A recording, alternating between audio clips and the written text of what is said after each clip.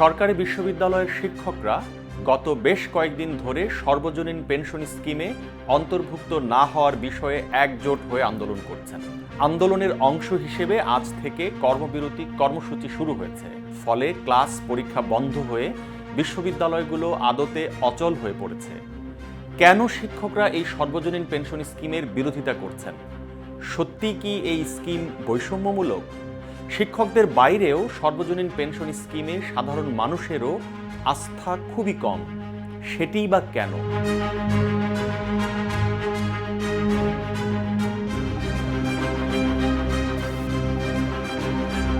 শিক্ষকদের আন্দোলনের কথা বলার আগে সর্বজনীন পেনশন স্কিম নিয়ে কিছু কথা বলা প্রয়োজন।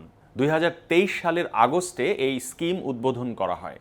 পেনশন স্কিম চালু করার মূল পটভূমি ছিল বেসরকারি খাতের মানুষকে পেনশনের আওতায় নিয়ে আসা। প্রধানমন্ত্রী শেখ হাসিনাও উদ্বোধনের সময় স্পষ্ট করে বলেছিলেন যে এই স্কিম সরকারি চাকরিজীবীদের জন্য নয়।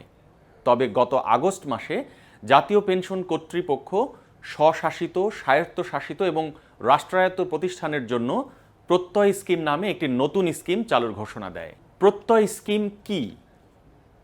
2024 সালের 1 জুলাই থেকে যারা স্বশাসিত, স্বায়ত্তশাসিত, রাষ্ট্রায়ত্ত এবং সমজাতীয় সংস্থা এবং এদের অধীনস্থ অঙ্গ প্রতিষ্ঠানসমূহে যোগদানকারী নতুন কর্মকর্তা কর্মচারীরা এখন থেকে প্রত্যয় স্কিমের আওতায় পেনশন পাবেন। মূল বেতনের 10% বা সর্বোচ্চ 5,000 টাকা করে কর্মকর্তা কর্মচারীগণ এবং সমপরিমাণ অর্থ প্রতিষ্ঠান থেকে প্রতি মাসে জমা করে এই স্কিমে যুক্ত হবে। তাহলে প্রত্যয় স্কিম নিয়ে শিক্ষকদের আপত্তি আসলে কোথায়?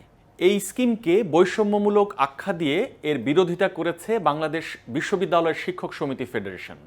শিক্ষকরা বলছেন, নতুন পেনশন ব্যবস্থায় অবসরকালীন সময়ে মাসে মাসে এখনকার চেয়ে 2.7 গুণ টাকা পাওয়া যাবে, কিন্তু এজন্য শিক্ষক, কর্মকর্তা ও কর্মচারীদের বেতন থেকে টাকা কাটা হবে। তাছাড়া নতুন ব্যবস্থায় অবসরের পর কোনো এককালীন টাকা পাওয়ার ব্যবস্থা থাকছে না।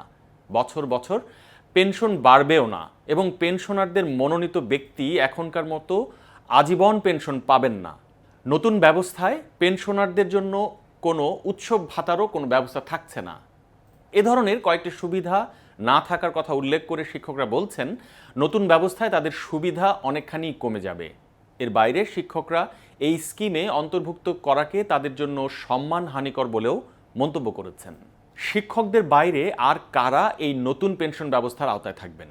Bangladesh bank, Bangladesh securities and exchange commission, বীমা উন্নয়ন ও নিয়ন্ত্রণ কর্তৃপক্ষ, ইনভেস্টমেন্ট কর্পোরেশন অব বাংলাদেশ, সব সরকারি ব্যাংক, সাধারণ বীমা কর্পোরেশন সহ সব কর্পোরেশন, পেট্রোবাংলা, রপ্তানি উন্নয়ন ব্যুরো, বিএসটিআই সহ প্রায় 400 সংস্থা ও প্রতিষ্ঠানের নতুন কর্মকর্তা কর্মচারীরা এই নতুন পেনশন ব্যবস্থার আওতায় আসবেন। অন্য সরকারি চাকরিজীবীদেরও সর্বজনীন পেনশনের আওতায় আনার ঘোষণা দিয়েছে সরকার। সে অনুযায়ী আগামী বছর অর্থাৎ 2025 সালের 1 জুলাই থেকে যারা সরকারি চাকরিতে অংশগ্রহণ করবেন তাদের জন্য নতুন একটি কর্মসূচি চালু করা হবে। সেটির নাম হবে সেবক। সর্বজনীন পেনশন ব্যবস্থায় সাধারণ মানুষের আগ্রহ এত কম কেন?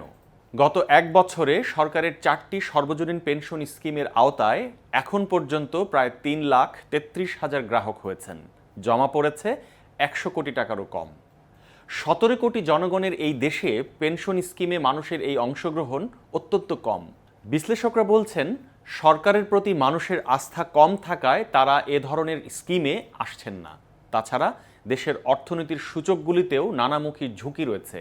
অনেক ব্যাংক টাকা নয়ছয় করার খবর নিয়মিত বের হচ্ছে। এ অবস্থায় সরকার টাকা নিয়ে কিভাবে এবং কোথায় ব্যয় করবে, সঠিকভাবে এই টাকা ব্যবহার করতে পারবে কিনা, যদি এ টাকার সদ্ব্যবহার না হয় তখন মানুষ ঠিকভাবে টাকা ফেরত পাবে কিনা, এসব নিয়ে মানুষের মধ্যে দ্বিধাদ্বন্দ্ব রয়েছে। অর্থনীতিবিদরা বলছেন, মানুষের মধ্যে সচেতনতারও অভাব রয়েছে। কোনো স্কিমে সরকার যখন নিশ্চয়তা দেয় তখন সরকার নিজে দেউলিয়া হয়ে না যাওয়া পর্যন্ত টাকা নিয়ে কোনো সংশয় থাকার কথা নয়। প্রত্যয় পেনশন স্কিম নিয়ে চলমান অবস্থায় কি বলছে পেনশন কর্তৃপক্ষ? শিক্ষকদের আন্দোলন নিয়ে পেনশন কর্তৃপক্ষ বলছে, এই স্কিম বৈষম্যমূলক নয়। তাছাড়া শিক্ষকদের বাইরে অন্য প্রতিষ্ঠানগুলো থেকে এখন পর্যন্ত কোনো প্রতিবাদ আসেনি।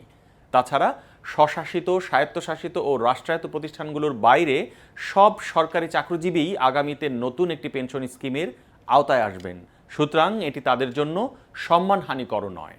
ডেইলি স্টারের আপডেটেড নিউজ এবং ভিডিও পেতে আমাদের ইউটিউব চ্যানেলটি সাবস্ক্রাইব করুন, ফেসবুকে লাইক দিন, কমেন্ট করুন এবং সুস্থ থাকুন, সঙ্গেই থাকুন।